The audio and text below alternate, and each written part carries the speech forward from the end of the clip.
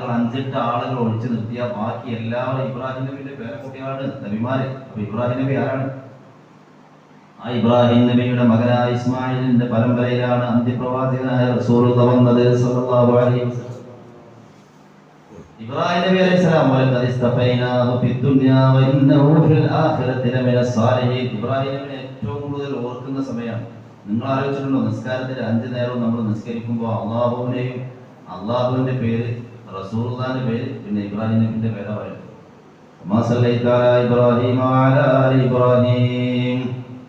എത്ര തവണയാ പറയുന്നത്? റസൂലുള്ളാഹി സ്വല്ലല്ലാഹു അലൈഹി വസല്ലം കഴിഞ്ഞാൽ ഈ ഉമ്മത്ത് ഏറ്റവും ബന്ധപ്പെട്ട് കിടക്കുന്ന നബി ഇബ്രാഹിമാണ് അലൈഹി സ്വലാത്തു വസ്സലാം. ഹജ്ജിന്റെ വേളയിൽ ലോക മുസ്ലിമുകളെ ഏറ്റവും കൂടുതൽ ഓർക്കുന്ന നാമധേയമാണ് സയ്യിദുനാ ഇബ്രാഹിം അലൈഹി സ്വലാത്തു വസ്സലാമിന്റെ നാമധേയം.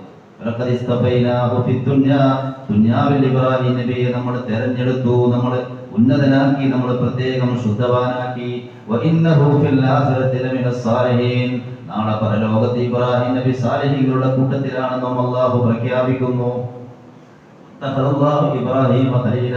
അല്ലാഹു വലിയ ബഹുമതികൾ നൽകി ആദരിച്ച നബിയാണ് സയ്യിദുനാ ഇബ്രാഹിം അലൈഹിസ്സലാത്തു വസ്സലാം.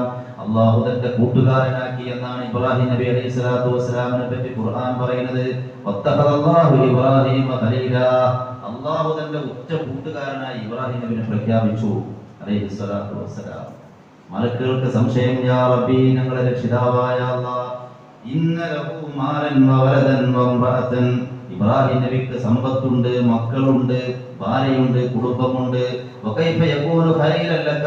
എങ്ങനെയാണ് അങ്ങനത്തെ ഒരാൾ നിന്റെ ഖലീലാവുക എന്ന് മലക്കുകൾ അല്ലാഹുവിനോട് സംശയം പ്രകടിപ്പിച്ചു, ശങ്ക പ്രകടിപ്പിച്ചു. ഏകനായ റബ്ബാണ് പഠിച്ചവനെ, നിന്റെ കൂട്ടുകാരനായിട്ട് എങ്ങനെ ഇബ്രാഹിം നബി വരാം? ഇബ്രാഹിം നബിക്ക് മക്കളുണ്ട്, കുടുംബമുണ്ട്, സമ്പത്തുണ്ട്. വകൈഫ യകൂനു ഖലീലൻ ലക മഅ ഹാദിഹി ശവാബിൽ. ഇത്തരം ചുറ്റുപാടുകളൊക്കെ ഉള്ള ഇതിന്റെ ഇടയിൽ ജീവിക്കുന്ന ഒരാൾ എങ്ങനെയാണ് നിന്റെ ഉറ്റ കൂട്ടുകാരനാവുക എന്ന് അല്ലാഹുവിനോട് മലക്കുകൾ ചോദിച്ച സമയം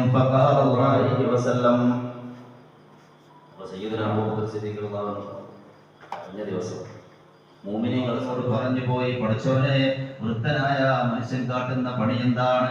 ആ മനുഷ്യന് നീ റഹ്മത്ത് ചെയ്യണേ, റഹ്മത്ത് ചെയ്യണേ, കരുണ ചെയ്യണേ എന്ന് മലക്കുകൾ പോലും പ്രാർത്ഥിച്ചു പോയി. വിനായക മനഹറിൽ കൊണ്ടുവന്ന് ഇബ്രാഹിം അലൈഹിസ്സലാത്തു വസ്സലാം തന്റെ മകനെ അറുക്കാൻ കിടത്തിയ രംഗം കണ്ട് കഴുത്തിൽ കത്തിയൊന്നും വെച്ചിട്ടില്ലട്ടോ. അതൊക്കെ പിന്നെ പ്രസംഗത്തിന്റെ പൊടിപ്പും തുമ്പലും വെച്ച് ചിലരാൾ പറയുന്നു. ഞങ്ങളൊന്നും ഉണ്ടായിട്ടില്ല.